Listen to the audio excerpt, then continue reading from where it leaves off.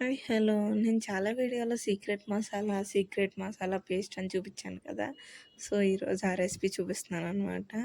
Actually ఇప్పుడు నేను మసాలా చేశాను. మీరు ఇది ఉంటే ఇలా చికెన్‌లోకి కానీ, ఏ కర్రీలోకైనా వాడుకోవచ్చు మంచిగా. అలాగే మనం ఏంటి ఆనియన్స్ కట్ట మగ్గించినప్పుడు కానీ వాడుకోవచ్చు. ఎంచక్కా ఒక 1 మంత్ దాకా స్టోర్ కూడా చేసుకోవచ్చు. చేసుకొని పెట్టుకుంటే. సో, ప్రాసెస్‌లోకి వెళ్ళిపోతే చాలా అంటే చాలా సింపుల్ అనమాట. ఇక్కడ కనిపించేవన్నీ తీసుకోవాలి మనము. సో, ఇవన్నీ ఫ్రై చేయాలి. అలాగే చెక్క ప్యానం హీట్ అయ్యాక సపరేట్‌గా ఫ్రై చేయాలన్నమాట. అంటే మసాలా సరుకులన్నీ ఒకసారి, ఈ ధనియాలు ఇవి ఉంటాయి కదా! అవన్నీ ఒకసారి అట్లా ఫ్రై చేయాలి. ఇంకా నేను నెక్స్ట్ ఇక్కడ మా ఇంట్లో ధనియాలు అయిపోయాయి.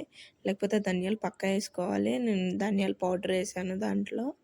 ఇంకా ధనియాలు, జీలకర్ర, ఇవి మీ పెప్పర్. సో, పెప్పరు, సోంపు కూడా మెయిన్ అనమాట. ఎండుమిరగాయలు ఇంకా పేస్ట్ చేసేసుకోవడము, లేకపోతే పౌడర్ చేసుకోవడం.